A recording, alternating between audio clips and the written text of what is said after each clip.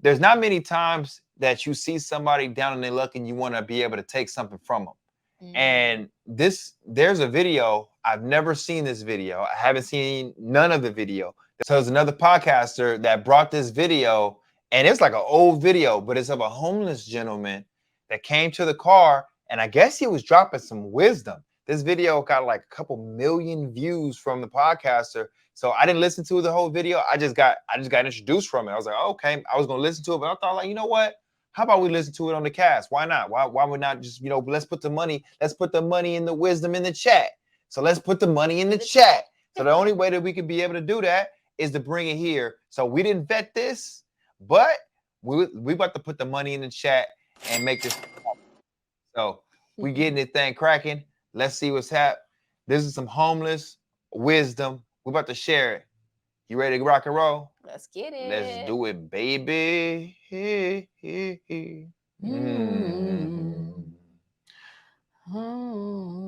Let's put the money in the chat, baby. Yeah.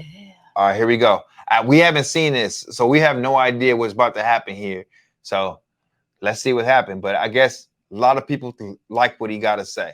It says motivating wisdom. It's not the journey, it's the destination. It's a full video. We going for the full video. Let's rock it out. It's frustrating. I'm trying to listen to God. I got my own flesh and my pulling me here, my own desires, my family, my friends, all these things is distracting me from the truth. And it's difficult to give in, especially when you're young, man. But if you can go through it, you'll come out like gold. If I can go through the fire. They don't want to go through the fire. They want the lotto and go to Jamaica and the Bahamas and do their own selfish thing. But he said, if you wait till I exalt you, I give you the desire of your heart. But it's difficult to wait because everybody in a hurry. Technology, it's fast. It's in a hurry. They're angry. They're frustrated. They got time. They're on the cell phone. They want to text message you. Y'all in the same car. You going to text message him. He right there. Man. You know what I'm saying? Everybody in a hurry. I don't know where they going, but when they get there, oh, they're going to be sorry. Everybody in a hurry. They don't know where they're going. When they get there, they're going to be sorry. I can see that. Yeah. I can see that. You know, in such a rush for that instant satisfaction, that distraction in your face all the time. Man, I'm guilty of this. One to hurry and rush and get there and go, but then once you get there, you kind of feel yourself. But you know what you also have been saying, that the journey is what's most important. It's the stories that happen in the midst of it. It's the feeling, the ups and the downs, the excitement and the overcoming. That's the best part. Yeah. But when you're in it, you just in such a rush to finish. You want to get through it because it's painful, man. It's painful, but you gotta keep it going. But I like what he's saying so far. The faster you try to get there, that career, that money, and you're gonna figure it out that, man, it was the journey. It was not the destination. You're in a hurry to get there, to come up, to be this, to be that. And when you get there, you're gonna feel discouraged more. Just said this. It makes you don't. I want to be there too, wherever there is, because I want to be super financially successful, and I want our kids to be on point, and I want everything to be. But I wonder if it's gonna feel like when you beat a video game. When it's kind of like that. It's over and the credits roll. Yeah, it's like dang, I'm here. Yeah. I guess this is what we're doing right now. Is the juice, the figuring it out. It's the grind, but I think it's important to remember like who you taking along with you, who are you impacting in the journey, so that when you do get there, you could at least compare and be like, look at this around me. You know, this world I've created. What you're saying, I'm gonna piggyback on it and just say, like, I need to be me personally. I want to be better at paying attention to the people that are around me while I'm there. So not ignoring them to get the thing done. Because I'm always like so focused on the thing that like the people around me they're around me. But that's such a tug and pull for me when I think about that, because, yes, we have people around us, but what if you feel like I can speak for myself, like what if you feel like you're so different and maybe the people around you don't understand what you're doing, or understand how hard you're trying to work. Maybe those aren't the people. Those aren't the people. Yeah, but you got to still, I mean, showing love and you can show love to them, but finding your people, finding your tribe so you can push. We may find our tribe here. I'm hoping that we do find some like-minded entrepreneurial type people that really want to do something special for the world, that wants to go and build something, have a great community. I would love to have a great community that has doctors and lawyers and other people that have skills like plumbers, etc., and bring them all into a community where we can call each other and help each other out or get each other's advice. We have a whole network where your kids now have a network and their kids now have a network because we have this ecosystem, man. That would be awesome to be able to leave as a legacy for everybody. More than you did before you even started to get there. Because it was the journey, the people that you didn't stop to talk to like me at church. The people at the gas station. You was in a hurry to get there, but it was the journey. It was the... Would you be uncomfortable a little bit? I'd just be hoping he wasn't spitting on me a little bit. Especially if he had a little bit of food in his mouth. Well, you're going to be feasting on this lunch. You're going to be feasting. You're going to be like, the journey. What was that? Extra spicy? What was that? What was that? You got a hot dog? It was a damn journey. Damn, I think I caught a corn roll. It would be a little bit uncomfortable, but it would be so like invigorating what he's talking about that I would just have the camera up like, yeah. You know what? That's Real funny. talk. It is funny. You do got a camera up like. Yeah. With the gas station, it's checkers. It's the journey, not the destination. Because the destination is steadily evolving. We always growing in wisdom and knowledge and understanding. It's always evolving. And we can never obtain it because it's steadily, constantly evolving. I wonder who he is, man. The more humble you be, then the more you can be fulfilled with the truth. But when you think you got it and you're on your way, then you're going to get less of it because can't nobody talk to you. I wonder what he went through. Man, he's speaking right now. Like this is a place of truth that he's speaking from. Yeah. Like, what is his life? Like, do we have a where is he now? I don't know. We can look that up and try to see what's up. Did anybody do a documentary on this man? Like, this is powerful. I mean, let us know if you got some more information on him. Let's keep it rocking. You can't stop. You're in a hurry. I would say this. It's a man with pushing a basket. This man right here, they brilliant now. Don't look at the outside appearance. I've seen him in action. He was pushing a basket. And I was under the bridge. And I was talking to everybody except him. He was the last person I talked to. He said, why didn't you talk to me first?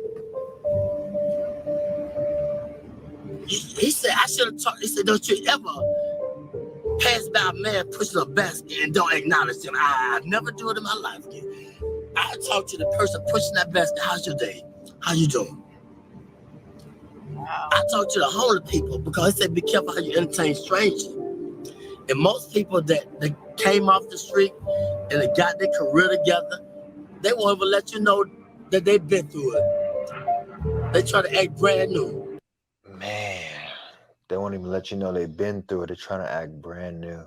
I know the feeling. I mean, he's speaking. I think this is a lot of people. I don't think this is just because I feel like a lot of these things he's saying has hit me because I know, you know, our ups and downs, even the times we've been together for these years, you know, our ups and downs, we're trying to get through and trying to make it happen and not one.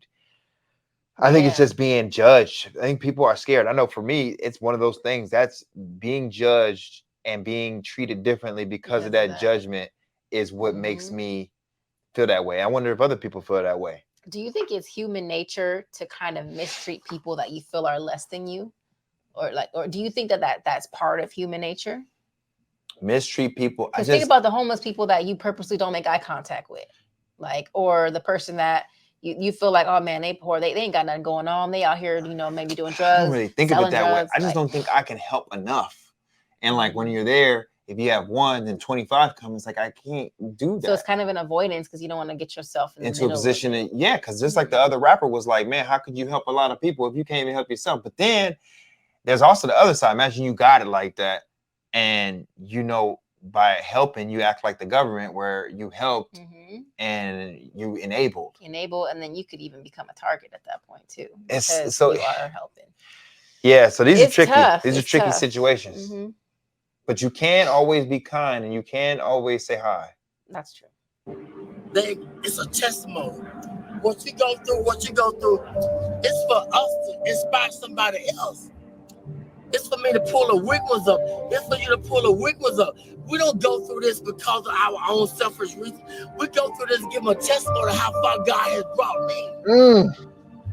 It was never about me. It's not about me. Why I'm going through this. He said, back up, man. Who you going to inspire? Who you going to tell somebody about the glory and the grace of God if you don't go through it? That's money in the chat right there. And once I step back, I be seeing the deep things of God. And so I don't play with it. I don't ask him for a lot. I just say, give me my portion for the day. I don't want a lot of things. Just give me enough that I can deal with. Wow, that's so crazy. That's crazy. We were just talking about this.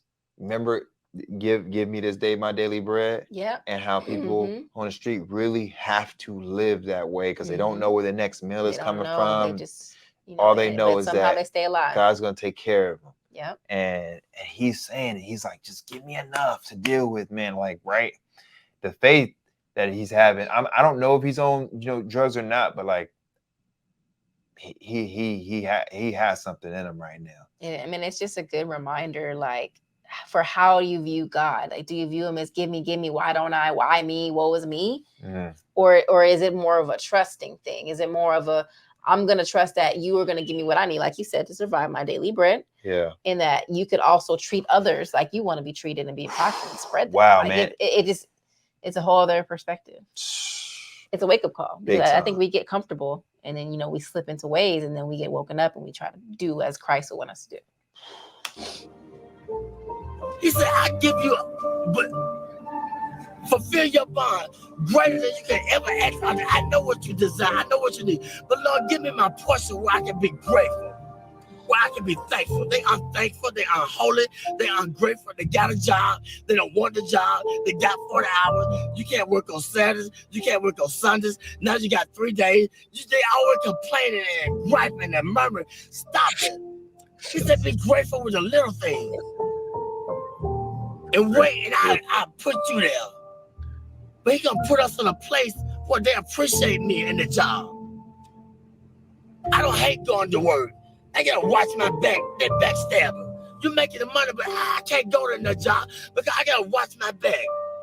They hate us. Put me somewhere where I love going to work. I can get up and they appreciate my work and I blend in. God say, I'm gonna put you there, but if you wanna get it, go ahead and get it. What do you think about haters?